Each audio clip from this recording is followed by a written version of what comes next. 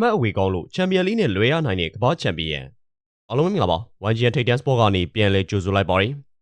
ကမ္ဘာချန်ပီယံချက်စီတို့ကတော့ဒီဘက်မှာတန်းစင်းစုံတွေကဘန်လီသင်းနဲ့ရှင်ပြိုင်ကစားခဲ့ပြီးတော့အပီးပြင်းတီးထုတ်တော့မယ်လို့ထင်ခဲ့ကြပါတယ်ဒါပေမဲ့ချက်စီဟာအန်အောစရာကောင်းလောက်ချေချောသွားပြီးတော့1-1နဲ့တည်ကြခဲ့ပါတယ်ချက်စီတို့ဒီပွဲမှာလည်းယာအိုပက်ဒရိုက6ပွဲဆက်တိုက်ဆက်လက်တောက်ပခဲ့ပါတယ်ပွဲစစချင်း4မိနစ်မှာတင်ပက်ဒရိုကအဖွင့်ကိုသွင်းယူသွားခဲ့ပြီးတော့ချက်စီတို့တာထွက်ကောင်းခဲ့ပါတယ်